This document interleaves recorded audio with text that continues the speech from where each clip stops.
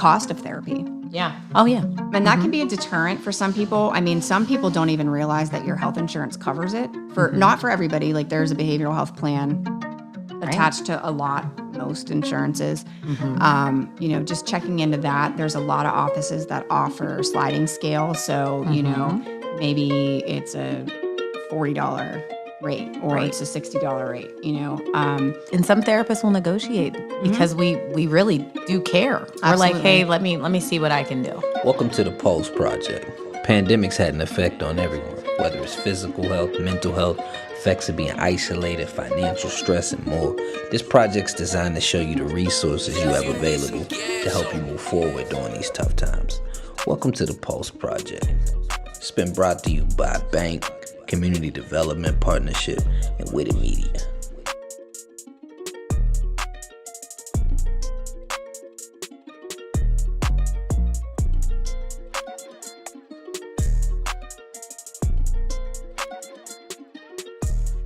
Michelle, when people ask you or even ask me, what is therapy? What is this supposed to look like? Or what is not therapy? I think we should maybe shed some light on this question that people have. Yeah. I mean, obviously we're two of tens of thousands of therapists, right? So what you're going to get is our version. I can't tell you how many times people say to me, therapy with you is like sitting down with a friend for coffee, right? Coffee. Yeah. I don't come from a space of super, super confined, rigid structure of therapy. Right. I'm trained across the board in a million psychology things.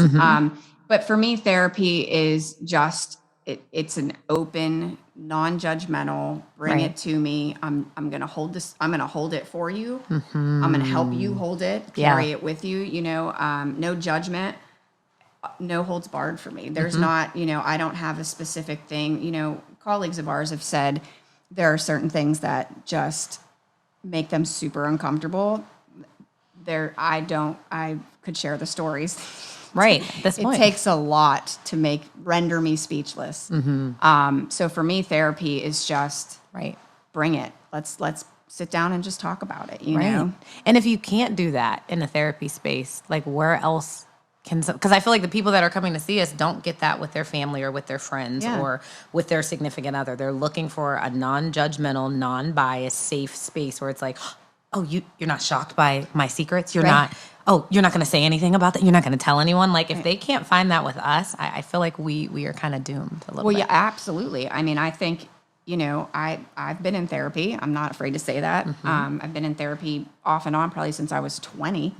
And first day of grad school, the kind of mantra was every good therapist has a therapist. That was day one. Is there a sound effect? Bing! The... Yeah, can we do that? I love that. Yes. Okay. Yeah. So, but I did not, probably in the last couple of years, was seeking back to just kind of get back on track with therapy. And I met a therapist in an intake as I'm kind of reviewing, why are you in therapy? And her eyes, just with every sentence, were just a little bit bigger and a little bit bigger and a little bit big. And she kind of looked like Puss from Puss in Boots. At some point, I was like, oh, we're only 20 minutes in. Okay, probably not going to be a good fit, So I don't try to have shock value. I mean, everybody's journey is everybody's journey. It's not my journey. So, I don't bring my judgment. I try to walk beside them. Right. And I hope that's how they feel. So. And can we just go back when her eyes started getting bigger and bigger? Did you feel safe anymore with her? I mean, I think as a therapist, it's hard. We make difficult clients. Right. I have a couple therapists. You're right. Over the years, and So for me, it didn't feel unsafe because I was like, "Ooh, sweetie, you're too new. You go find somebody about 10 years older than me, a little seasoned, who lived through some things." So no, I didn't feel unsafe, but I definitely know that somebody who's not a therapist probably would have felt they would have just shut down. It would have just been shame, right? Let me hold it. I can't put that out there. Even the professional can't. Control, their reaction to certain things. And so, but as a therapist, it just kind of made me laugh because, I mean, I've dealt with a lot of my things. Right. So, to talk about it isn't It isn't. It's not raw for me. Right. So I was okay with it, but I just, so we gotta be careful, Right, as clinicians, to not shock and traumatize our clients on. So what brings you in today? That's as far as we get. especially like in those vulnerable moments, like you being in therapy or even us being on the other side of like, hey, what's bringing you in? Someone's like, man, this is the moment I'm going to burst into my tears. And I need to know that I'm safe with you. I need to know you can hold the space, but I also need to know like I'm not being judged, because I'm never going to come back. Because you said the word shame, like people are feeling shame, and that's why they want to come to therapy, or they're feeling unforgiveness, they're feeling humiliated, all of these things. And if we can't make them feel safe. So what do we think therapy is not? It surely isn't this. Can I just make this clear? On a couch. Therapy is not this. Yeah. Oh, you said symptom? Okay, great. Yeah. Right. Yeah. It's not that. That's mechanical. That's not relational. Right. Therapy, for me, is not, it's not structure. I know a lot of therapy is, and we have some amazing colleagues who do amazing things. Absolutely. Who, work from a very strict, stringent background and philosophy, and I respect them, and they're amazing. I just am not them. Right. And so for me, therapy is not going to be, here's the workbook. Go to chapter 2, section 1, and do that, and then we'll talk about your answers next week. Like, that's just not therapy for me. Therapy is not a place of rushed result. Some people want like this, and it's like, okay, well, it didn't take you 24 hours to get here. Right. It's going to take me a little longer than 57 minutes to get you out of there. So, it's a process, and I'm okay with that. I mean, I have had patients nearly a decade carrying some of them. Yeah. Because, they came for this, but then this happened. Life. Right. Life happened. Right. So, it's not going to be rushed. I'm also not going to drag it out either. You know what I mean? But it's some people feel like, oh my God, I just need to feel better. I know I've been here a long time, and it's like, oh, that's okay. I'm not going anywhere. What about though for you, Tonette? What therapy isn't in your mind? I would definitely say like kind of what you said. It's not this mechanical, because I feel like if I were to sit down with someone, because anybody that knows me knows I can ramble. I'm going to talk. So I don't want someone that's going to like, okay, next subject, or because I had an intake with a therapist. I'll just share this, and like, I was trying to like tell her my stuff, and it felt like she was like, okay, well, that part didn't matter. That's okay. And I was like, well, you didn't get my answer to what I was saying. And she's like, it's okay. We don't need that. And I messaged her like for the next appointment. I said, I won't be seeing you. Like I didn't feel validated. I just felt like you were just checking off a box of stuff for me. And like, did you even know what I said I came in to work for? So I feel like for me, therapy is just, what we say what therapy is not. It's a safe space for people to come in and talk. And it's not this, I feel like doctors, we're not PCPs. We are not gynecologists. We do have good bedside manner. We do have I want to see you. I want to make sure you are validated. You know, like that's what I think therapy is supposed to be. Right. Which actually opens up one of the questions that we have: is shopping around for the perfect match okay? 1,000,000% yes. I feel like you have to. I would be remiss as a therapist if, literally when I do an intake, and people make fun of me for this, but I could never be a salesman. I never pretended to be, but as soon as I meet somebody, I make sure I have like 3 minutes at the end and say, okay, let me recap for you. I'm not for everyone, right? The first like 11 years of my career, if somebody didn't like me, it was devastating. Right. I needed to go tell my therapist, like, why don't people like me? Now it's kind of like, I'm cool with that. Right. We have, the practice that I'm in right now has like 60 therapists. I mean, I have friends who are therapists. I've worked in Beaver, Butler, Allegheny County. Like, if it's not me, I say it all the time, if it's not me, I can commit to finding you someone. Yeah. Right. Part of our ethics is to make sure we do no harm. And if you don't feel I'm going to be a good fit, I'm okay with that. I don't take it personal. The girl whose eyeballs almost popped out of her head, perfectly lovely person, probably clinical relationship wasn't going to fare well. But, absolutely you should shop around. I mean, I had an intake probably 2 months ago. I was her 8th therapist interview. That happens. Like, she interviewed, and she was like, is that bad? I was like, absolutely not. Good for you. That's like self-advocacy, right? It is. Like, it's like, you know what you need, and do not stop until you find it. I was like, that's like, goal 1, you've already met. You've met it. Self-advocacy, right? Self-confidence to say, that is not what I want. and just please be respectful to us. We're people Right. Be too. nice still, but Yeah. like if we're not for you, that's okay. I remember a client had told me like, you're like my fourth. Like, so I'm checking you out. Like, I want to see how you answer these questions. Right. I was like, okay, how did I do at the end? I'm like, did I do okay? They was like, I'm choosing you. I'm like, okay, so I passed the test. But I think people have to understand coming into therapy, we had talked earlier, it's about chemistry too. There is a therapeutic relationship that you're trying to build. And if there's not chemistry or like hey, I feel safe, or hey, I feel like we vibe, if that's not there, it's not going to work. No. And I know that by like probably the first session, but we evaluate and keep assessing by the second and third. By then, I'm like, listen, if you're not going to say it, I'm going to acknowledge that something doesn't feel. I feel like maybe I'm not able to assess your needs or do, like I feel like it's my responsibility to say that too if they won't. And I feel exact same.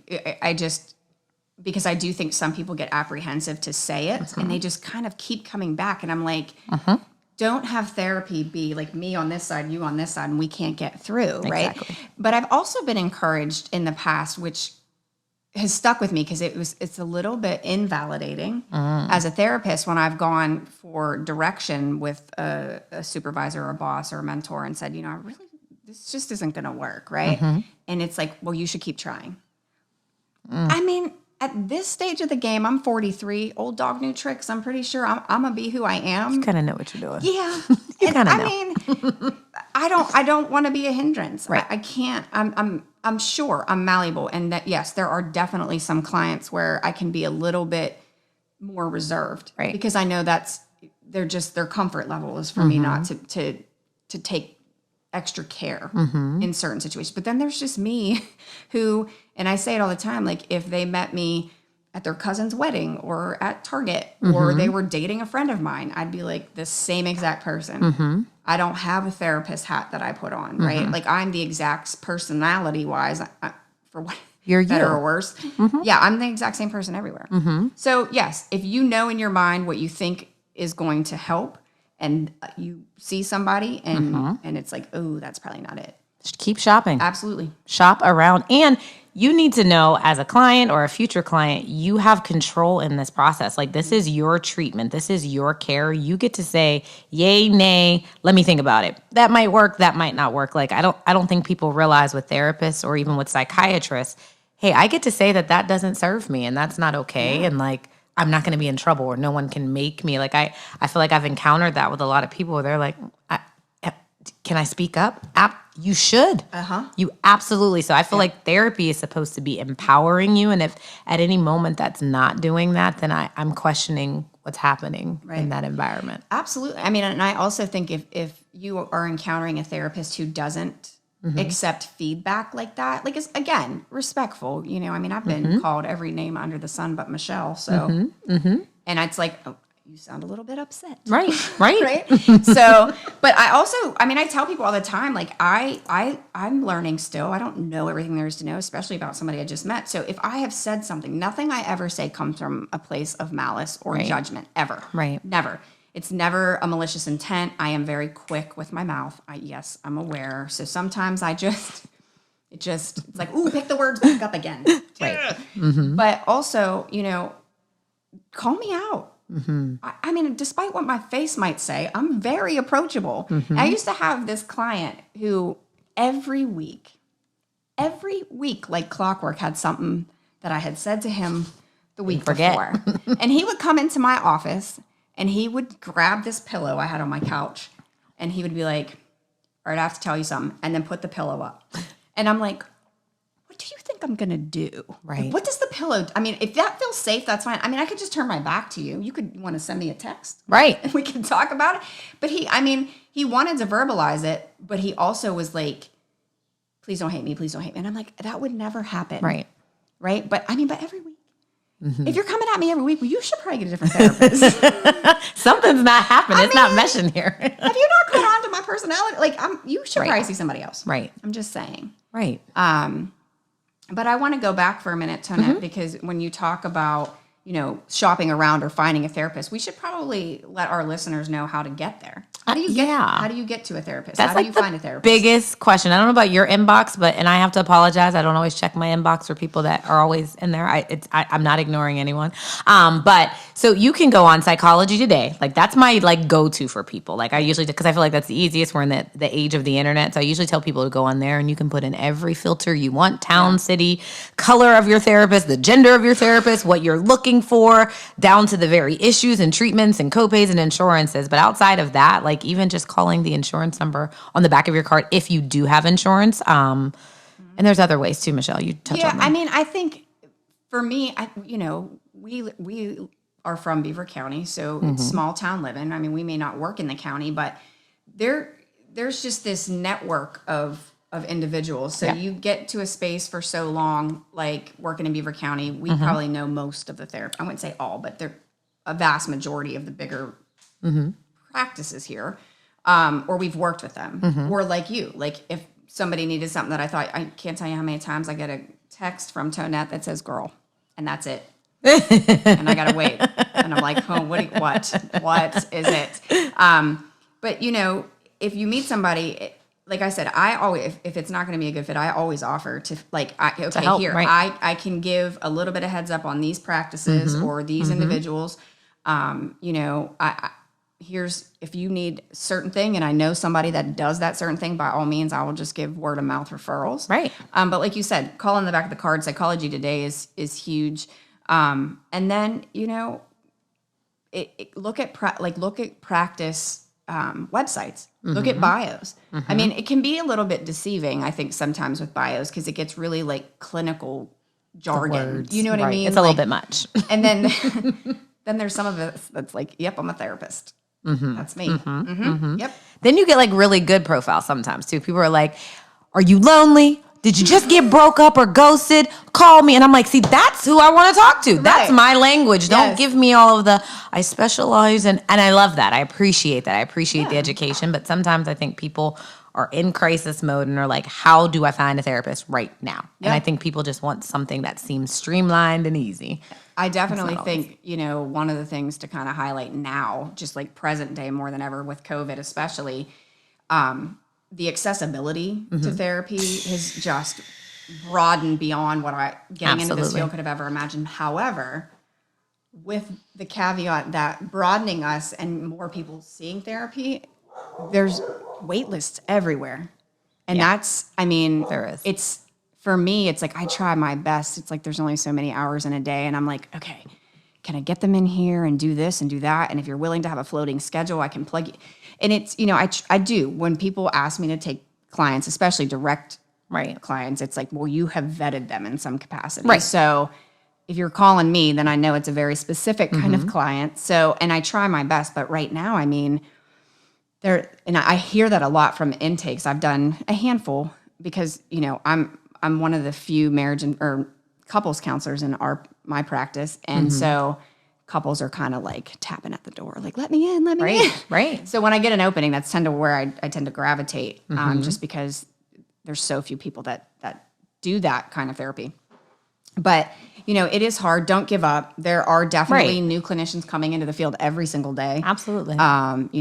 Programs are churning them out left and right. It's just a matter of, being a little patient. If you're in crisis, then you should head to a crisis solution. That's different. 911, ER, down to the city, whatever it is. If you are in imminent crisis, don't wait 4 weeks for a therapist. No. Right? No. So, and I will also say, like, as much as I may have my own personal feelings about some of the commercialized therapy options like BetterHelp, Headspace, I think in a pinch when you're not able to find someone local, there are places that they have therapists the next day or within that week. Again, I have personal feelings, but I do think if it's something that's absolutely necessary, those places are available too. Yeah. And someone, go ahead. Sorry. No, I was just going to say things like that. I know somebody who works for a company like that. She's a phenomenal therapist. Yeah. But not everybody is because they can do therapy via text. And that's limiting. Okay. We're in an electronic age. I get that. But No, I mean, you know how much, just trying to text my husband about a lunch order. He's like, why are you getting smart? And I'm like, I asked for extra ranch. Right. I was not trying to get smart. Like, so imagine therapy through text. right. It's so difficult. it's just like, I'm not going to translate well in written words. So we probably should just have a discussion. No. But which, this is a great question. Do you feel online therapy is as effective as in-person therapy? I have feelings. All up in them too. Aren't you? I will be honest. It's so convenient. Online therapy has worked, especially with COVID. You know, like this has been, I think, beneficial, especially when COVID first hit. And I was like, what am I going to do with my people? I just can't drop them. Like, this is beneficial. I love it. I do it 75% of my caseload.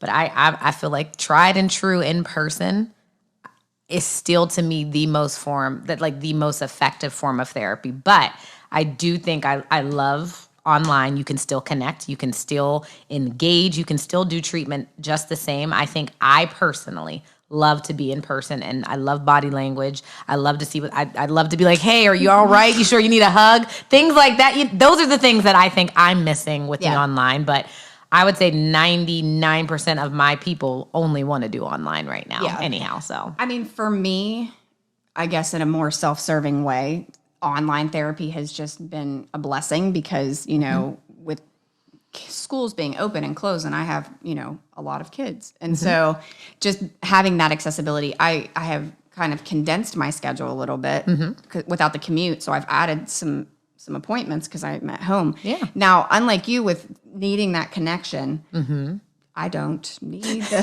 She's like, I don't need it. No, because I feel like I'm in this gray area where if we are in a session and something's going on and I'm thinking about you, I'm probably going to call you and call you out on it. Be like, I know we're done, but you said this earlier and it's been bothering me. And so, or I'll text somebody and be like, we should probably talk about this. And not in an aggressive or assertive way, but like I'm in constant thought of my clients, right? So I mean, literally since COVID hit us and we've been virtual, I have had 2 clients ever. 2 asked me if I would please come back into the office. Wow. 2. And I was like, no. Absolutely not. I literally thought you were going to be like, so I did it. You said no. Nope. I can send you to somebody who's in person if you want. Because it doesn't work for you. mean, well, and I'm not getting the feedback. If my clients were really, truly struggling and really didn't want to do virtual, then we wouldn't. Right. But I mean, 2 out of 130, like, sorry, but they're still my clients. Right. They yell at me every time we see each other. You know, it'd be so much better if I could see you giving me these lines in person. And I'm like, they're still just as strong on they Zoom. chose to stay. Like, they're still choosing that option. Absolutely. So I definitely think it works, though. I mean, I do with my therapist online therapy, and I've never met. I think she's pretty much in the middle of the state. Like, we'll never meet. So I feel like that's just as effective. But I know me. I want to be in person. Well, my last therapist she would just call me. She would call me at 8 a.m. Phone calls. 8 a.m. when she was driving her kids to school. That's probably not the best for everybody, but because I'm a therapist, it's like, yeah, whatever, it's fine. Right. We don't care, but it might not be appropriate to other people. Right. We'll take the bottom of the barrel. I mean, we're scraping at this point. We just take what we can get. No. We don't care. But I mean, she was fitting me in. Right. I mean, and she was not, I'd never felt once that she was inattentive. I never felt once she was inauthentic. But she's a working mom, and so am I. And I can totally relate to that. The need for multitasking. Of course. Absolutely. So yeah, I mean, there are some colleagues who absolutely unequivocally would never do another virtual session again. Now, ever. That's not happening. I want to do my laundry in between sessions. I like to go to the gym. I've been running lately, so I'm like, I got a 2-hour break. Me and the dogs are running. Like, I need the virtual week. I do, but I still need, I only go in the office on Mondays because that works for me. But I do have this question. So for people that, are thinking about going into therapy and they're like, kind of scared and terrified to get into this vulnerable space. We've both been in therapy. I'm currently in therapy right now. What would you say? We'll both share your experience was like, or what did you gain? What did it challenge? Like, how was your therapy experience if you take off the therapy hat and all of that? Like, what did you expect it to be and what was it? So if I'm going to be 100% transparent, I think the first time I was in therapy, I was like 19 or 20. I have seen or done an intake with 11 therapists since then. Wow. Tonette, 2 were good. 2. That's honest. And though. and that That's was, real. I mean, you figure I didn't become a therapist until I was in like 30. Well, late 20s, I guess. So for 6, 7, 8 years, I'm like seeing these people who I'm thinking, I don't want to be a therapist if this is what therapy is like. This can't be it, right? Like, so this what did can't they be- do? The first So, 11, first okay. 10.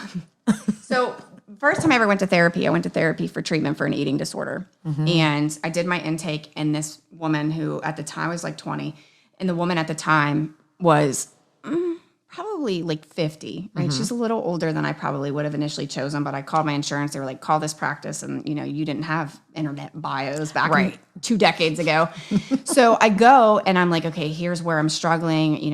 I've had some body image issues for a long time, and my restricting, and I was bulimic and anorexic. I'm like, it's getting out of control, and I really want to get ahead of it. And so she finishes the intake, and she looks at me and she's like, okay, so here's what we're going to do. Oh. You are going to keep a food journal. And I was like, okay. And she's like, you are going to eat 3 meals and 2 snacks every day, and you're not going to throw up. I was like, Because that works, right? That works. All right. Well, thanks. I never would have thought of that. And I thought to myself, Wow. people cannot, like, therapists don't minimize this much, right? Like, they don't tell you just don't be anxious. Just don't be sad. What are you sad for? It's summer. Like, no. And so coming out of my very first experience with therapy, not having been a therapist yet, not having been in training for it yet, Right. I was like floored. And I'm thinking, holy cow. Right. What in the world? So, over the course of the time I had, for different reasons, had therapy for whatever.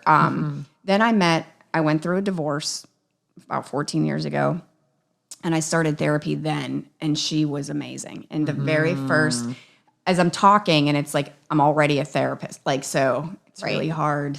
Right. To be like, no, I wouldn't say that to my client. But she was like a mom, right? She was like 60. And she was like, I need to just stop you right now. I love that. Stop. And I was like, yes, ma'am. Okay. And she was like, Michelle, you're grieving. This isn't anger. This isn't this. This isn't shame and guilt. And she was like, sweetie, you're grieving. Wow. And that's okay. Right. And so for the first time ever, I think probably since I was a teenager, somebody said it was okay to not be okay. Wow. And it was okay to stay in that, right? Like in that moment, at least, like you can't just go and unpack your belongings and stay in the grief, but like you don't have to run from it either. Right. So she was phenomenal. She was amazing. And And she validated you. yes, I'm forever grateful. I will never forget her. She was amazing as a therapist. And that was, like I said, 14 years ago. And I still remember that. If I don't remember anything else the woman said, I remember that. Right. And so. But just that, not to interrupt you, but just that saying, hey, Michelle, you're not okay, and it's okay to not be okay. Right. Like, people need to know, like, real therapists that are decent therapists, that are good therapists, just want to create space, just want to make you feel validated. And she did. I mean, I probably cried for the next 40 minutes. Wow. I mean, just because that you're grieving, it was so profound. And she was right. Wow. She was right. Absolutely. So, and I've had some other therapists that are just good luck to you. Thank you. I mean, maybe you should, maybe it's not for you. Maybe we hang it up. We should reconsider. Right. We should reconsider. Yeah. And I think somebody has a question about a therapist. How do you go back to treatment if you feel judged from the last person? I'm assuming from the last therapist. Yeah. One, don't return to that therapist. I hope that's not the case, that you're returning to that therapist. But how do you overcome, the feeling of, I was already judged by a therapist that I went to see, uncovered some of my stuff and shared my vulnerabilities, and I was judged. I was promised I wouldn't be judged, but I was judged. But I also want to return, but there's this fear of being judged. Wow. That's a lot. So for me, I don't know. For you, what do you think for you? I would say just the thought that you're asking, how do I go back? That's the first step. They're at least processing and trying to, like, hey, I want to figure out the first step of going. I think the next step is like really vetting again and hope. I think you just have to go back and figure out with the person. You have to sit still and find like, hey, this person feels safe again. Yeah. I don't know if the other therapist felt safe initially from the beginning of their journey, but I almost feel like you have to get back on that horse and kind of face this fear of judgment because it's fear now. Yeah, absolutely. Well, it's trauma. Yeah. Right? The one person that you're supposed to be safe with. You're not supposed to judges judge you. me. Right. So, like Tonette said, I would just, for me, it's like, all right, got to get back on this horse again. But I would go into therapy immediately saying, listen, this is really, really, really difficult for me to be here. Yeah. Just the process of getting here was really hard because I Right. They felt need to know so that. thoroughly judged. And I mean, I've had people say that to me where I've literally cried with clients about some of the things they've been, because, I do a lot with fertility issues. And there was a woman who was in her 30s who beat ovarian cancer. Wow. And her therapist repeatedly said, say why it. would you want to have a kid? Don't say Why that. would you I want to knew it have was a gonna kid? be something. And I was like, can I have her name? You want to give me her name? Like, we can go have Right. a You conversation become together. protective. Right. And I sobbed for her. Like, you would be such an amazing mom. What is wrong with this? And I am. I'm often floored by the horror stories about patients coming Right. with. And I think, who does that? Who says that? But I think, to answer the question, I definitely Absolutely. would 100%, be intentional with the process of finding somebody, Right. but then be out of the gate. Hi, my name's Michelle. So let me tell you that my last therapist shamed me. So me being here is a big deal. No pressure. Right. Right? Because Make it clear. Absolutely. That's that's how else do you? Right. And in my meeting with clients, I ask them like, hey, like you don't have to tell me what you talked about in your last sessions. But I do want to know what happened in there for you. Was there anything that you didn't like? Was there anything that like came up or a way something was communicated? Just so like, I may think you like this certain style, whether I'm like super assertive or like super, hey, I got all these jokes or these things I want to give that match. And you may say, hey, this isn't funny. I don't want that. And a lot of times people will tell me, I just want to feel not judged. Yeah. Yeah. So I want you to communicate that. Communicate that to your next therapist and just let them know what your last experience was. But I do hope you find someone safe. Yeah. I do. Yeah. Do we have another question? There's two of them. Okay. Are we at... Oh. The yellow. I'm sorry. We act like we can't see. I can. currently in the hospital with multiple surgeries. Wow. I'm so sorry. I'm depressed and anxious. What can I do now to find peace? That's a great question. Yeah. I also want to empathize with what you've been going through. I can't imagine, one, the physical pain that you're enduring, the mental and emotional anguish. And I'm not sure if you have like familial or friend support. But we definitely just want to hold space knowing that this is difficult for you and then battling depression and anxiety at the same time too. Right. You're carrying a lot for sure. Obviously you're asking two therapists, what should you do? We're obviously going to say we would love to help find a therapist if that's something you're not able to do on your own to give support. But I think you need a safe space just to be told like, hey, your pain is validated. Like this is chronic, obviously, for you right now being in the hospital. Multiple surgeries. I think that picture just became vivid. Multiple surgeries, not just one surgery. Like that's, I feel like you need support. You need validation right now. I think in the immediacy, for me, whenever I have somebody come in and say, I'm feeling this, that, I have these things, I always ask who's driving.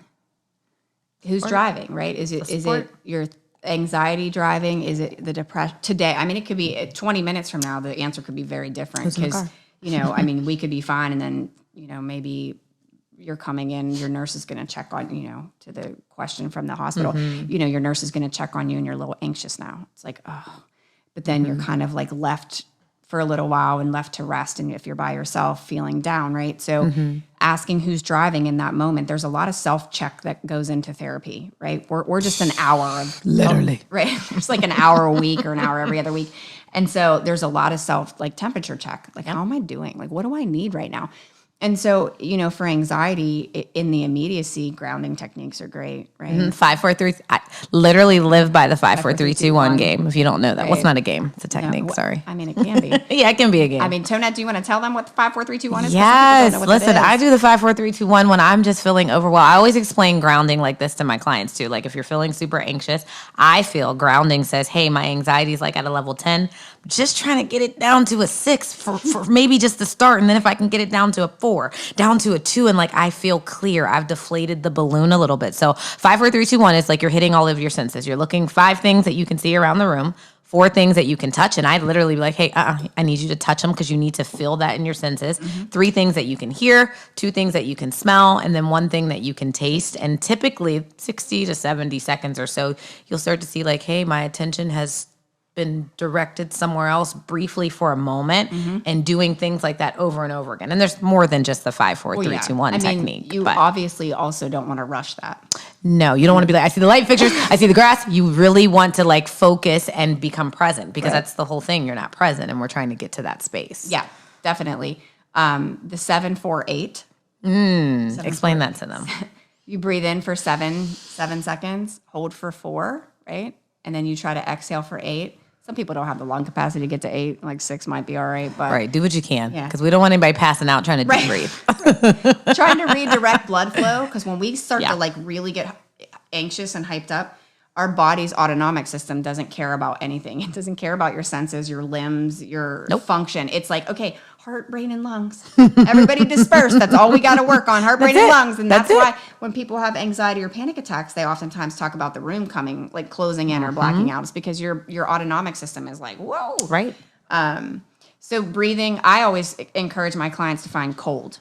Yeah. If it's cold out, if you're living in Western Pennsylvania, it's cold here probably 11 and a half months of the year. So, step outside, take a real deep breath. If you don't have cold, I used to see a dentist who, when she got really anxious, would go into her break room, into the freezer. Girl. Stand with her face in the freezer. Her dental techs would be like, what? But it shakes the nervous system. Yeah. It literally does. Yeah. So just guided breathing too. There's an app called Calm, right? It's very, very commercialized, but it's, I think, really good. Absolutely. For at least the breathing part. I'm not 7 days, it's free till they charge you. Just so you know. Yeah. But even like obviously I'm going to plug TikTok. I feel like there's a lot of powerful stuff on there, but for a while people were doing like the ice water challenge where they suck their face in. I mean, I technically haven't told any of my clients to do it, but they've done it. And it's the same thing of like grounding in the water. And some people actually went outside and laid in the snow. And I mean, I don't know if I recommend that part depending on what you're doing, but some people have done that just to shock the nervous system in the middle of a panic attack. Sour candy. Ooh, yeah, that's a literally, because it goes straight to the frontal lobe, and the frontal lobe's like, oh, anxiety's here, but I taste sour, something's happening. Like that Senses. shifts the nerves. I think we don't want to forget about the depressive side of it too. Sorry. So a big thing is movement, right? Like kind of feeling like, I know, and I say this all the time, it's like, I didn't read this in a book. I struggle with major depressive disorder, right? And generalized anxiety. I'm not afraid to say that. Yes, I'm a therapist who has some things, and I'm a therapist who lives with these things, and it is what it is. But it's all right. Inactivity is going to be your biggest downfall, right? You're just kind of sitting in it, and it's like, okay, I know you don't feel, I say this all the time, I know you don't feel like it. Right. I didn't ask you to feel like it. I asked you to do it. Right. Get up and wash your hands. Change the position on the couch. Go change your shirt. Right. Right? Like, doesn't have to be 5 miles. No. Put on a really good playlist, right? Music is huge for me. Like, I love music. So, we need some movement. It might not be, I feel great, but it might not be, this is impossible now. Right. Something lessons. So little things, I think meditation for some people, I'm not knocking it. I'm a little neurotic, so I can't. There's too many things. I'm trying. There's not enough meditation in the world, because then I start thinking, oh, you're doing it. Right. You're doing it. You're quiet. And then I'm thinking, shut up. Yeah.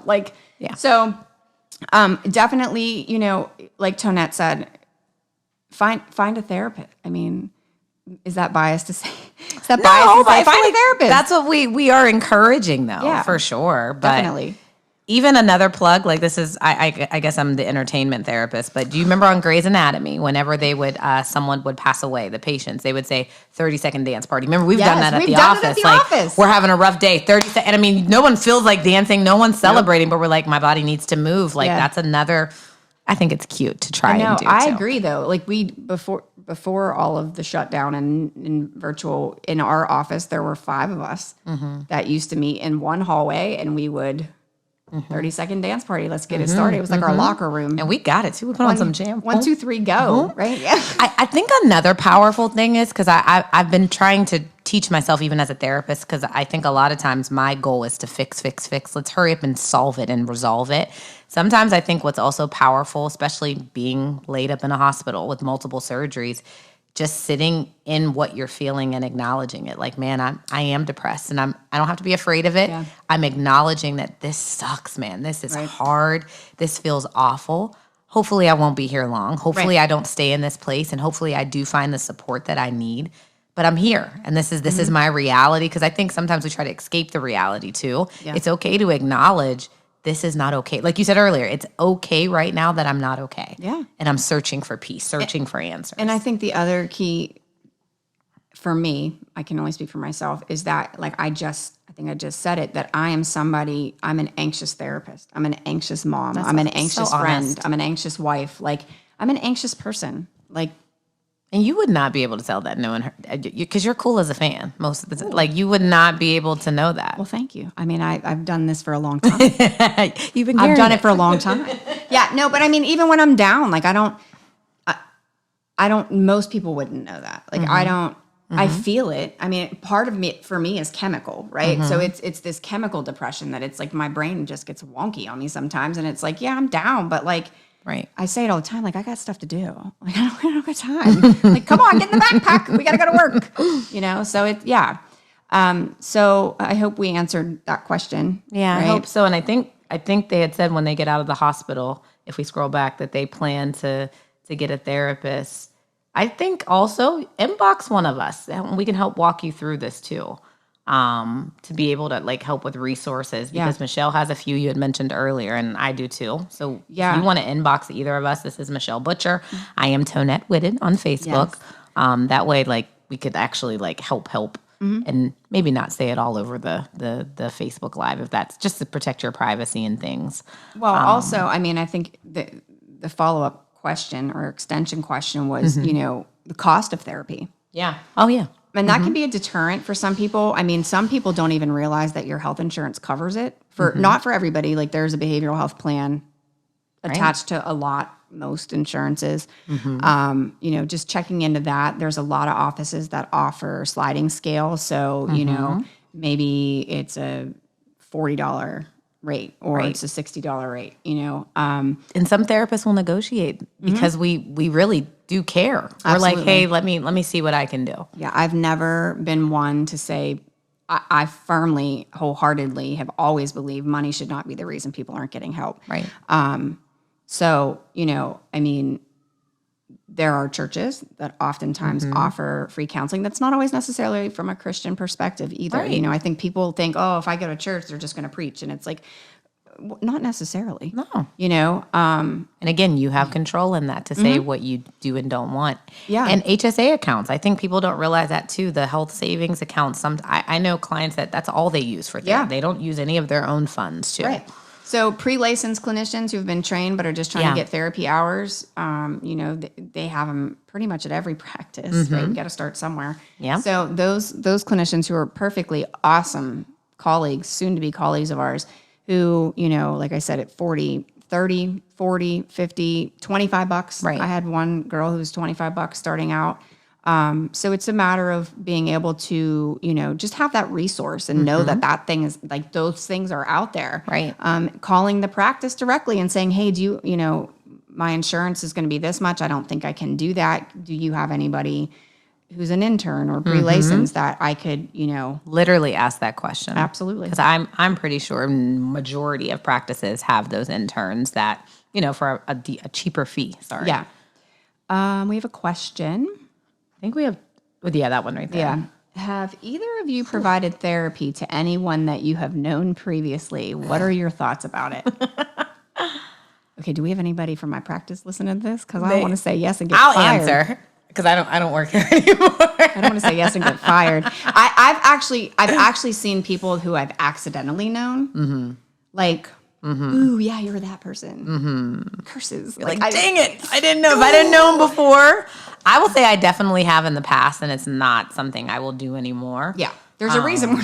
There's a reason we probably shouldn't. There's already a bias there. There's this. We're supposed to have this non-judgmental stance where we don't know things and we're a third part. And I feel like it just gets not even messy. I just think like you want someone that does not know you, does not know your personal circle, and I feel like it can get weird. Sometimes people are like, "Well, you know my mom. Did you tell her?"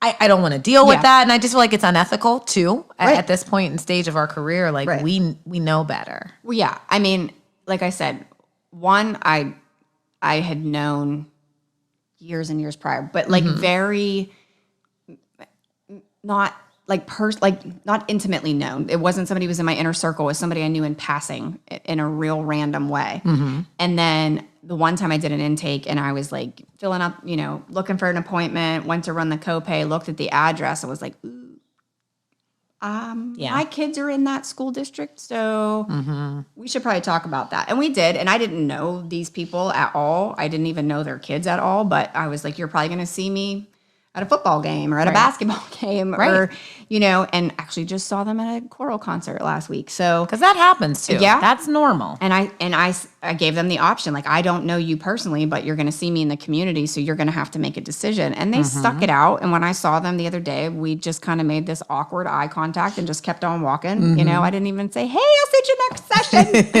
It wasn't right. So it wasn't anything. We will not do that if we see clients in person. Like if you do not want to speak, I will act like I do not know you're not you even because there. That's not gonna. But yeah, I agree. The second half is, what do you think about it?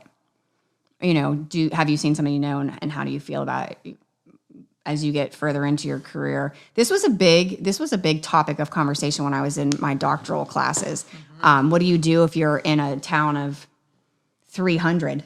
And you're seriously, like you see them old school, like Johnny's down on the corner. You're the physician that comes over. I saw you walking on a different street today, so it's your responsibility ethically to not leave people in a position without being supported somehow. So if you're the only person in 500 miles, like, what are you going to do? That's different for sure. Because there are people in Iowa, like that are looking for, like they're, Iowa. I don't know if anybody on here is from Iowa. Shout out to Iowa.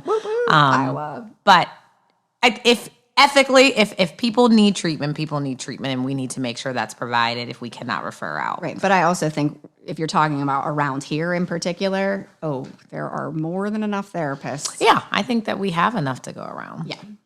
Yeah. And if not, we'll help. We will help. Yeah, that's what we're here for. You go on Psychology Today, there's so many on there. There really is. Okay, so there's another question from Facebook. Question, what are some you would think I can't see. We're going to have to move that a little closer. What are some common signs emotionally and physically where a person can identify that it is time to seek therapy? Ooh, nice. I will say, when you feel a hot mess and feel like you can't get it together, I can be transparent about that. You should probably come in. When I felt that way, like, oh my gosh, I feel a little bit out of control. I don't have a handle on my emotions and I'm not able to like process this and it's affecting my relationships or my friendships. I knew then for me, it's time to talk to someone outside of your family, your friends. Right. You need someone that specializes in therapy. Yeah. That's when I knew personally for me, I think for me, it's because I know, the tricks of the trade, if you will. Like I know I know my coping skills that typically work, and I know the difference between this is just going to be a surface bad day because it's gray outside versus like, ooh, that's just lingering a little bit, right? So I feel like if you are stuck in a position where it's like, okay, I've done the things, normally it kind of goes away in a couple days or a week or whatever, and it's not, and it's impacting or intercepting your day to day, right? Like you really don't feel like getting out of bed, and the next thing you know, 2 days in, you're not getting out of bed. Right. And so the anxiety, I think, is when the physical discomfort becomes so much with anxiety that it's just like, okay, I'm going to stab someone, so I should probably get some intervention for this. So I think when I'm at capacity, most people should probably go a little bit, be a little more proactive instead of reactive. Before capacity. Before max capacity. How's that? Right?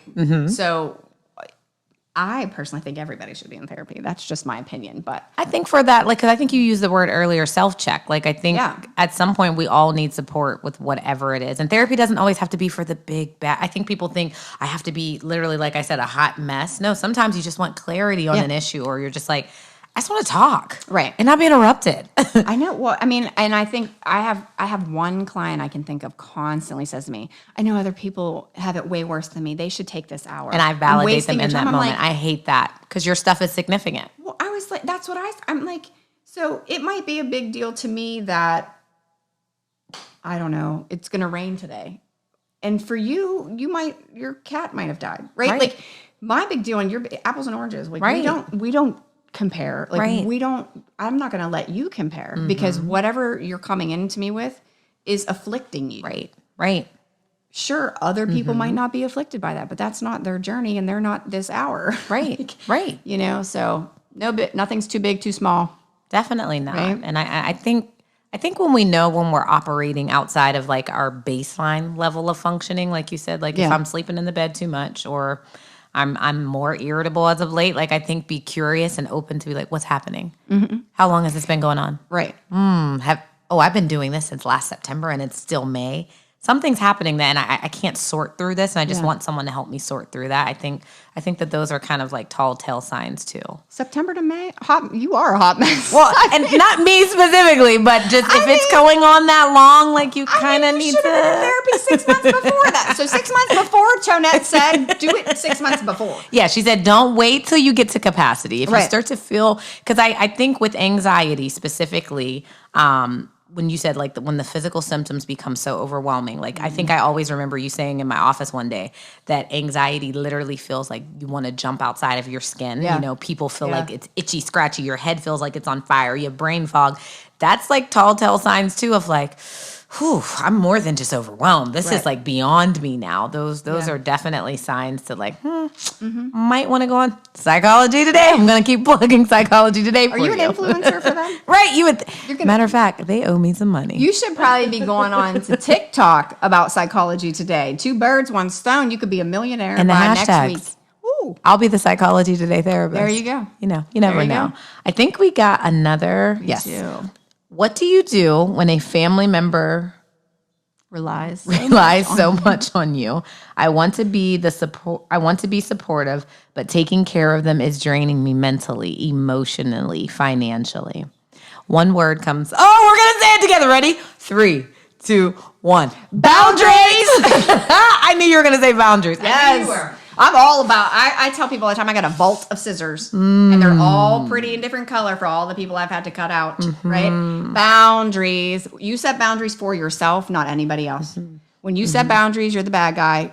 So if you're going to set some boundaries, make sure you're ready for it because you're probably going to get like So what are boundaries?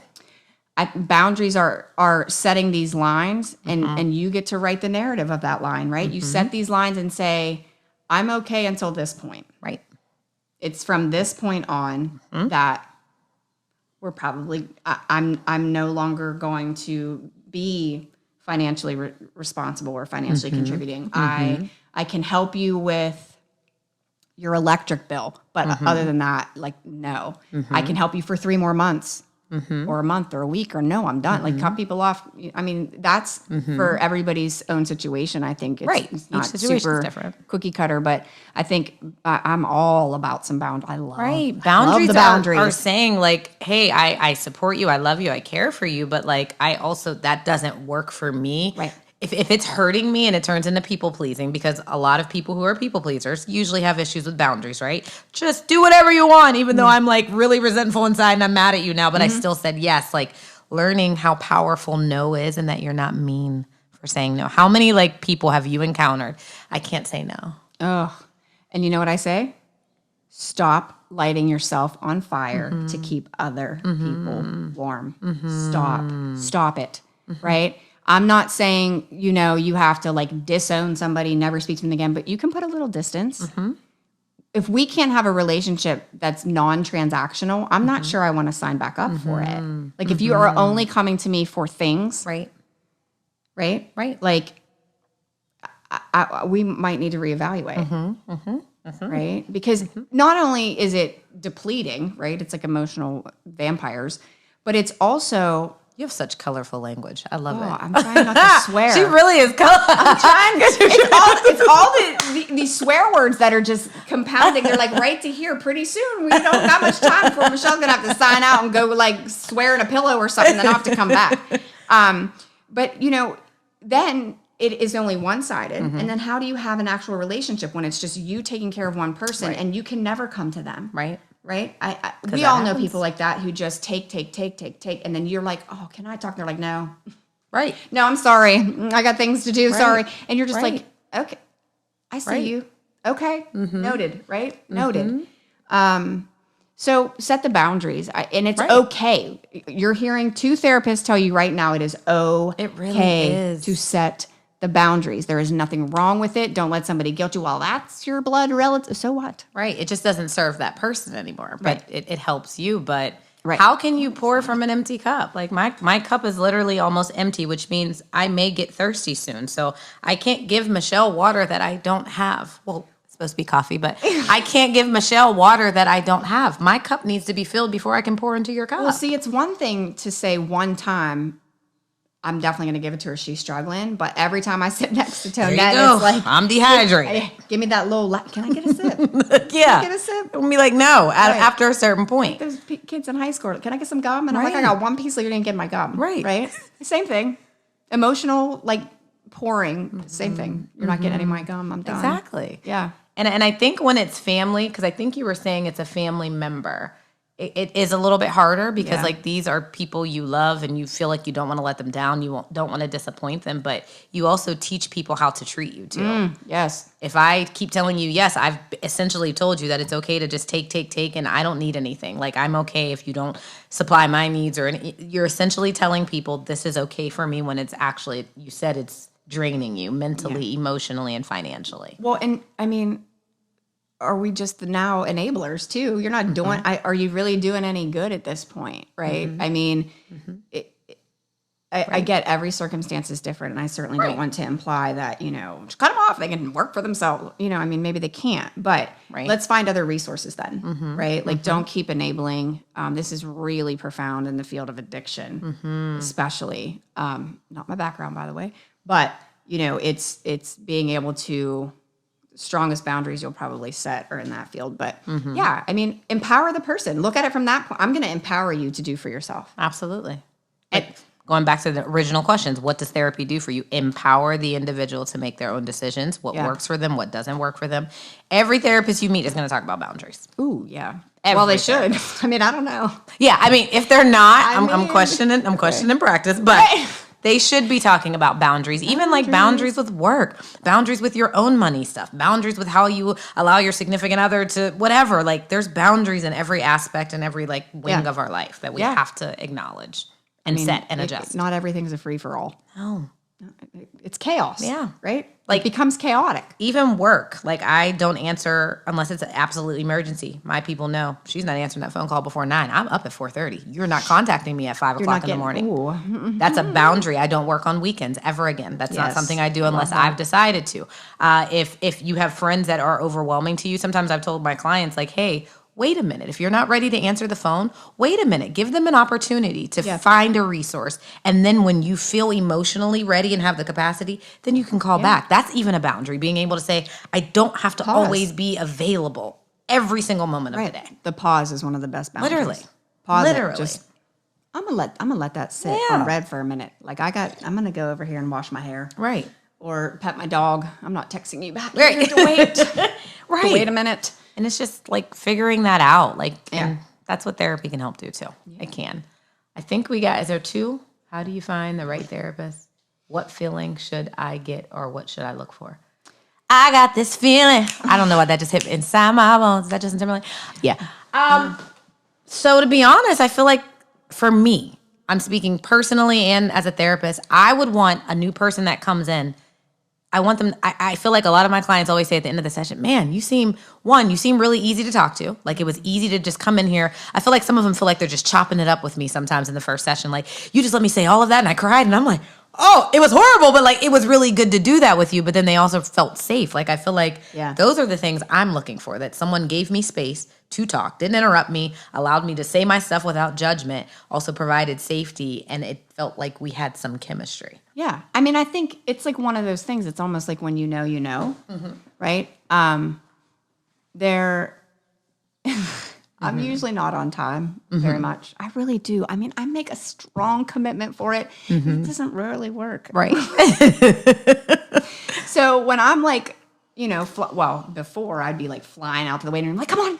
Sorry. Because, like if I'm staying in a moment with a client, I'm not going to be like, all right, time out, stop. I got to start the next session. Like, we'll go. And then I'm like, oh, sorry. But so you'll see, I'm a human being, and I come in hot. I'm like, sorry. I'm sorry. Let's talk. Okay, what's going on? How's your week? Like, it's like, Right. And people just like crack up. Like, I'm fallible. I'm not, it's 8:59. We must begin. You want a human. Yeah. I think too, if you're sitting there and you're a little conflicted about therapy and maybe feeling a little bit apprehensive, and unknowingly by the end, your therapist turns and says, would you like to schedule again? And you're like, yeah, I think I kind of do. Right. Like you feel this just comfort, like two friends just having coffee. Right. And maybe that's not what you're looking for. Maybe you're looking for the buzzwords or the training, and that somebody says yes. Yeah. You might want that, the competence, the knowledge. Right. Side And I of it. say that, I'm like, if you guys want structure, by all means, I can find you someone. Right. Like, especially like people who come in, well, I don't really treat OCD per se specifically, but like we have amazing OCD, like certified OCD therapists in our office. And I'm like, no, I'm not your girl. No. Is that my girl? Can I give her a shout out? Good. Is that Nicole Gibson? Nicole, what up? Sorry. Go back. Shout out to, that's Cognitive Behavior Institute. We'll plug them too, by the way. Oh, thanks. We will. Cranberry Township. Shout out. So, we do have very specialized therapists. So, and they do have a certain way, right? They have a certain treatment modality that they follow. And so I think when you get in there, I think more so you'll know if it's not the right person. Right. I feel like you'll know if you feel safe, comfortable. Yeah. I mean, but at least try to give somebody a chance. I don't want people to be, if you know immediately, like the woman who told me just to eat and write it down, I pretty much knew I was not going back. Right. But I had a woman come interview me to see her daughter, and as I'm walking her out, she said she was going to think on it. And she was like, I got to be honest. You did all that to yourself, so I'm probably not going to let my daughter see you. I was like, oh, you mean my tattoos? Oh, that's okay. I love them. Good thing you don't get tattoos. Right, And and she that's just okay. left. I was like, all right. Nice to meet you. Yeah. It didn't work. You want me to wear like a sweater? Like, no. No, ma'am. And I will say, I remember I had an experience with a client who didn't like me from like the door. And that anyone not I feel like like that you was so very rare for me, but I've had that, right? Realistically, everyone's not going to like you. Nope. But I remember like the tightness in her face and in her hands. And then I think I told her, I'm going to wear you down. I think I was just like, I'm going to win you over, because I knew the work that needed to be done. And I'm like, I have a good feeling about this. Like, I know like she doesn't feel it. And like maybe by the fourth session, she finally she would like turn the camera off and turn it on. Finally, she turned it on. She was like, I like what you got to say. I was like, yes. Yes. So I feel like you might not have an instant connection in that first session too, but like she said, giving them a chance. Yeah. Well, like you said, I'm going to wear you down. Personal life, I'm going to make you like me. Not sure I should have told her, like, I'm going to wear you down. But I was like adamant, because I think I'm super passionate. So, and this kind of goes into the next question. I feel like where I was previously at, born in Beaver County, like the majority of my clients were 90% Caucasian. And I was like, I also want to see like more diverse clients. That was something I felt like I wasn't seeing. I think I, in like maybe 3 years, had 2 Black clients. And I'm like, I also want to see like people that look like me too. Yeah. And so she was also a Black woman, and I felt very like connected to her and her story. And I was like, nah, I'm not giving up on you. Like most clients, I'll just be like, all right, well, if you don't like me, that's cool. I was like, no, this one I'm ringing in. Like, I have to win her over. Yeah. And so this kind of just goes into the next question. As a black man, I already feel like no one understands me. I can't find a black therapist, and my fear is that a white therapist. Well, this is good. We get to talk about this. You get the black and the white version. Yeah. A white therapist might not have the tools to help me. What do I do? I mean, first I want to know about the tools. What tools are you looking for too? I think it depends on what you're coming in for. I mean, are you coming in for specifically race-related struggle? Like, I've experienced, prejudice, or I experienced racism, or I experienced this. I mean, yes, I'm a white woman. Surprise, shocker. Have I experienced prejudice? Yeah. Based on my skin color? No, my tattoos. Have I experienced it based on my skin color? Yes, actually, I have. Right? Very rarely will you ever find a white girl as a minority, but it's happened time or two, right? And it's not the same. It's never going to be the same, right? I think asking yourself is what I'm coming in for, trying to relate to being a black man. Like, I'm never going to be able to relate to that. But I can relate to feeling persecuted for certain things, or judged for certain things, or having a bias. When I had my oldest son, I was 21 in my undergrad. It was my last semester of undergrad. And we were on medical assistance, right? And I worked for a surgeon before I finished my degree. And I remember his wife making a comment about welfare people on medical assistance. And in the same, I'm not kidding, in the same breath said to me, what kind of insurance do you guys have? I was like, medical assistance. Wow. I thought she was going to puke, right? Like, so socioeconomic judgment. I mean, I grew up in downtown Beaver Falls. I still get judged for that. I'm once a tiger, baby. Once a tiger, always a tiger. Right? So, there's a lot of judgment. So you might not have the same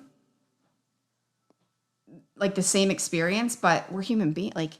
But that's not to say you shouldn't seek out. If you feel most comfortable absolutely, with a black therapist, then yes, do that. Like, I want you to be comfortable, but I would maybe not necessarily count us out.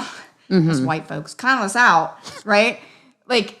But also don't go into therapy with this preconceived notion, like, this is never going to work. Because it probably won't. And I wouldn't want that for anybody. Right. You know what I mean? I don't know. What are your... And I do think going in, I think it's okay to have whatever the preferences are that you want. But I do think you don't got to give anybody a chance if you don't want to. If you don't want to give an Asian therapist a chance, a Caucasian therapist, whatever. I think all preconceived notions, I know we want to let them go, but acknowledging there may be some bias, that's okay to say. Yeah. I lost my train of thought on that. But I will say my experience, when I switched, even just going closer to downtown Pittsburgh, any new referral I get now is a black client, or maybe not black, but Indian or whatever. And I noticed that even just down to and this, I can't say that this doesn't count for Michelle. Michelle's different. Only because Michelle, where we grew up is very diverse. Our experience is different from other people, but it was very comforting for a lot of my black male clients to meet with me. Even when I think I had said a comment, my client was saying something, I was like, man, say less. And he was like, you get me. And I think that meant in that moment, I seen his face say I didn't have to explain a certain thing to you because we grew up similar or grew up with things like that. So I feel like that stuff is important. But I can't say that you won't only get that from a black therapist. You won't only get that from an Asian therapist. So this goes back to that conversation of you get to say and advocate what works for you or what doesn't work for you. But I want to make sure we're acknowledging the rest of the question. Your fear is that they may not have the tools. So I guess, you're going on to the tools. A lot of my trauma, can you move the cursor, is due to discrimination and things that have been done to me, okay? And I believe these moments were racially motivated. For example, I see the difference from how white people perceive what Will Smith did versus black people. Black people see pain, but white people see a man out of control who needs punished. And I'm afraid of that going into therapy. So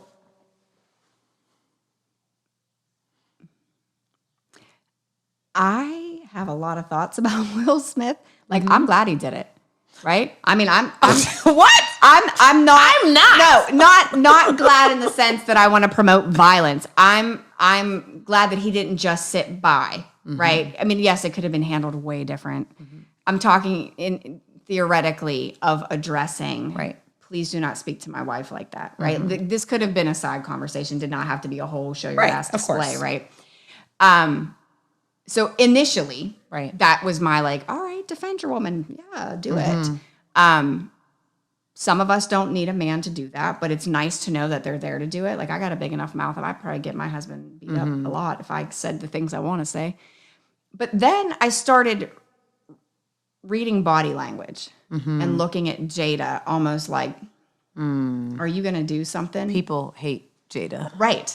Well, I don't live in their home. So I mean, can't say we're who I not hate. them, right? So you're only going based on what you perceive. So in that situation, so let me to the asker of question, right? You are struggling, and I'm sorry that that's been your experience, that you have faced discrimination based on what it sounds like race, I'm guessing. But in your last half of that, or last portion of that question, not all white people feel that way. Right. You know what I mean? Like Right. there are some of us out there who don't who feel one way or another. And yeah, I get majority probably feel whatever, but Right. there are, and like Tonette said, it's different because I did grow up in a racially diverse. I'm so grateful for it every day that I grew up in a racially diverse area, and that yes, outwardly, aesthetically, my experiences weren't the same, but I was still living with prostitutes and drug dealers as my neighbors. Like prostitutes walk past my house in the morning. I'm like, ladies, how's it going? Good morning. Yeah. Have a nice work day. Like, you know, I mean, not all of us are in this bubble, right? And so I think if you, to the person who's asking, I think if you really want to find support, if what you need is an African-American therapist, go for it. Sure. Yes, there aren't many, unfortunately. I really, Right. you know, and that can be very challenging to find a minority therapist, right? But also be open-minded. If the first person you can see happens to be a non-minority, like white or, you know, whatever, we're not all living in this like oblivious world. Like, oh, I grew up in a $700,000 house and no worries in the world, right? Like, I mean, and give us a chance, right? I'm always open to learning and being taught. That's important, though. I That's ask important. questions, right, of my minority friends, like, what do you think about this? Like, is it wrong for me to think this or feel this or say this? Because I think coming from me, it's kind of like, really? Right.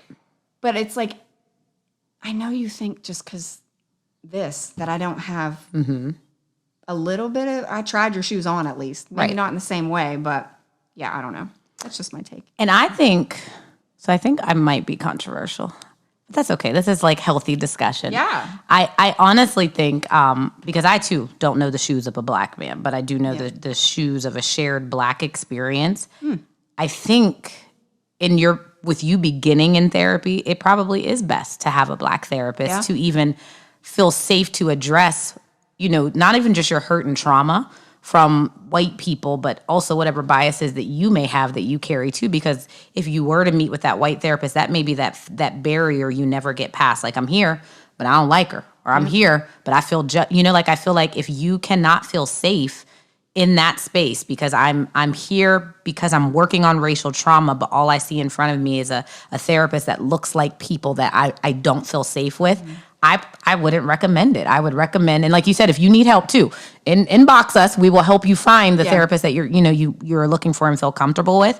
But I think just because, like how I said, my experience of like being a black therapist and not having a lot of black clients, like, it feels so different now having majority. Yeah. Well, I don't have majority. I have like mixtures of all kinds of colorful people, and I love it. Yeah. But I feel like there is like an intrinsic bond. And again, I don't want to make it sound like I only want to work with African Americans. I love all of my clients, but I can tell the breath of fresh air of safety that they feel when they're with me. They're like, we seen your name. We thought you were black, but now I see you. And I was just like, I feel you. I get it. Like, the representation made you feel safe. But I think when it's definitely like my stuff is rooted in racial trauma. Yeah.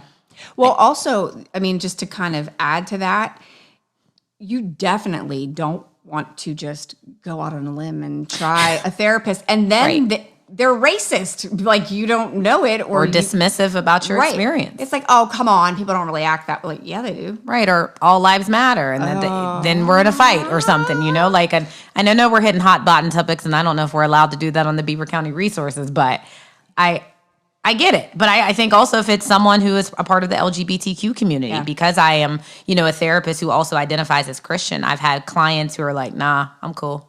You're already judging me. And a lot of times I've took that label off just so that they would feel safe with me. So I understand different aspects of who you identify with as a therapist, whether it's gender, whether it's race, whether it's how they identify sexually, all of that. I think I said gender.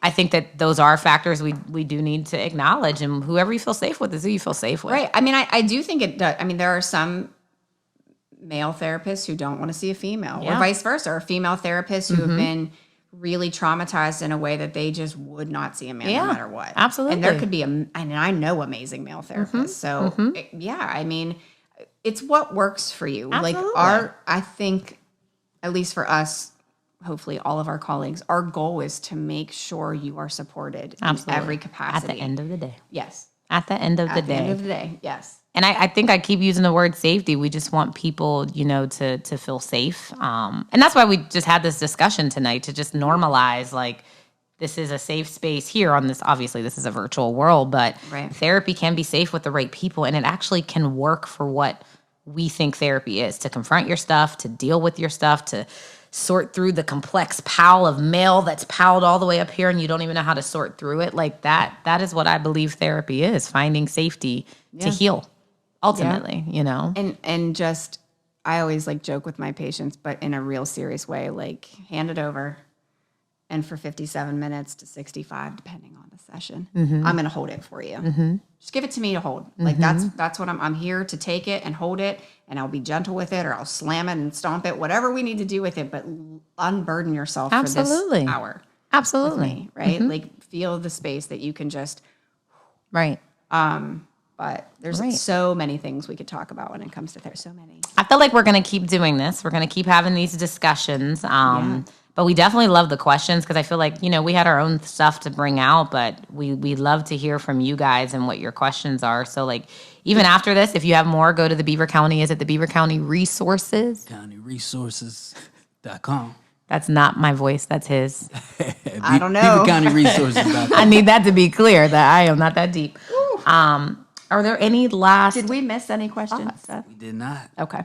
Any remaining? I will say this too. There's I posted on the Beaver County resource page. The world is heavy right now. We've been heavy since before COVID, but it just seems like we just keep getting hit. And so I've just encouraged people, come off of social media and stuff right now if it's too triggering for you, if it's too much. There are certain things I just cannot look at this week, and I refuse to look at them. I acknowledge that they're there.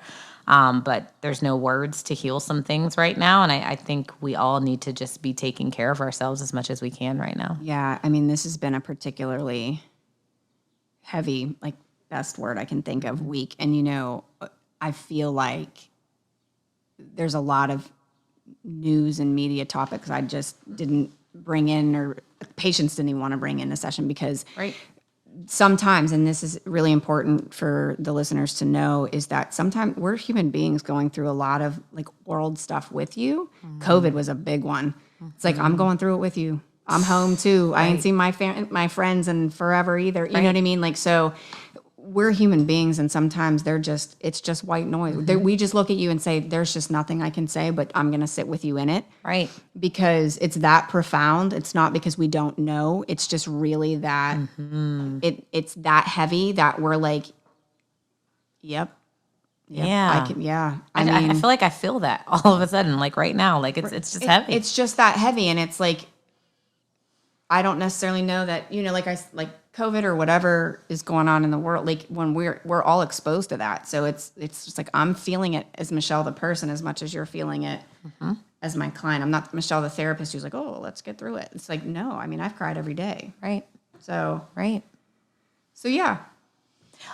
Can we do one more thing as we're talking about taking care of ourselves, what self-care looks like? I think that was one thing we wanted to discuss. Close with that. That's a good closer. And self-care is a non-negotiable. I'm sorry, That's one question I always ask in my intakes. Like, what do you need? Because people aren't asked often, what do they need? They're your very need. surprised Say by it that every day. question. Speak your need. And then 2, how do you take care of yourself? You won't believe how many people stumble and they're like, what do you, huh? How do you take care of yourself? Yeah. I think, for every person, that answer is going to be very different. Absolutely. And for every moment, when it's life is chaos and maybe you're a working parent or you have a family member to take care of, you're dealing with illness.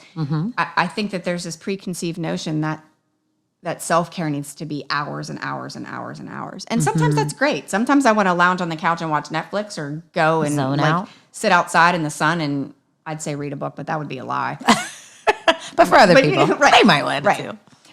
But there are times where, like the other day, I had a really just, holy cow, I can't believe it's only 8 a.m. How did the day start like this? And so I got in the shower and purposely just stood there for a minute. I was like, I'm going to stand here. Yeah.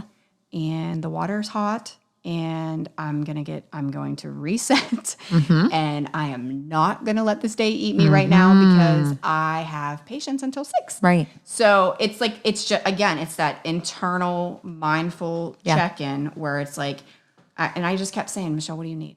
What do you need right Literally. now? What do you need right now? Just right? asking that question. Do you need a good cry? No. I Dunkin' Donuts iced tea. It's usually...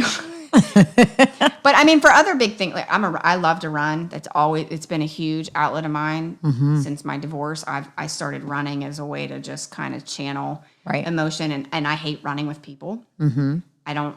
My husband used to always offer like, "Can I run with you?" And I'm like, "No, you won't." Right. No, I'm good. I love just me and the pavement. Right. One step at a time. Music. Maybe it's a spa day. Maybe it's time with your girlfriends or guy friends or your family or your dog. Like I have 2 doodles. Like plug the doodles. Right? Shout out to the dogs. Shout out to the dogs. Y'all heard mine out here being loud. Shout out to the dogs. So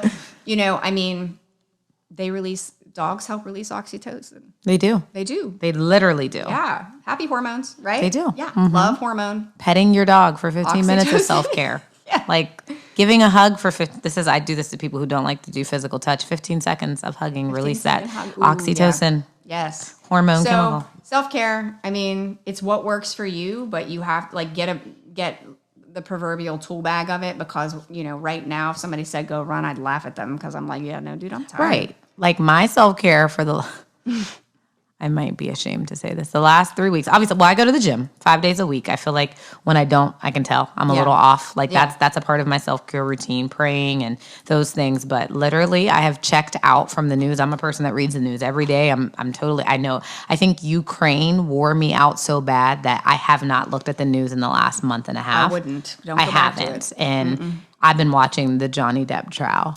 That has been self-care. People may not say that it is, but like legit, no, that has been my thing of the last couple of weeks. I haven't even watched any of my Netflix shows. I'm just like, TikTok. Okay, what happened today? What did Elaine say? What did Camille do? Like I'm in it because it's sad, but it's entertaining. Reality, like I'm a Real Housewives of wherever. I don't care. It could be Real Housewives of New Brighton. Turn it on. I'm trying to see who's across the bridge. I don't want to see the Real Housewives of New Brighton. But I'm saying, like, I don't have to think. Yeah, I think some people just want to check out right now, and it's some people it's organizing your mail. You got that stack of mail that's causing straight anxiety. It's like I'm gonna sit through and sort through it. I feel a little bit better that I know, hey, I only had 1 bill and not 10 that I thought were past due. Like self-care looks different for each of us, but I just feel like if you don't know what it is, go Google, go to Pinterest. There's ideas. You can get inspired from things. Google self-care. I feel TikTok like, it. Tonette's probably on there somewhere teaching something about I got some self-care TikToks on there. I got some anxiety ones. I think I actually got some self-care. I got one where I'm dancing with my friends and I forget. I'm like, if you came, so it was that she gon' go on. It was a trend last year on TikTok. Y'all, I'm gonna be an influencer on TikTok at some point. So. But With the Psychology song Today. is like a beat or whatever. And so I put words on it like depression, anxiety, humiliation, self-esteem, all of these topics. And we were like, while we were dancing, we were like hitting them. And the caption was like, if you overcame all of this week, it's time for you like to do a dance or something. And I was like, I'm really proud that I came up with that concept on my own. Oh my. But so self-care. Yeah. We just want you all to be encouraged tonight. It was exciting to talk.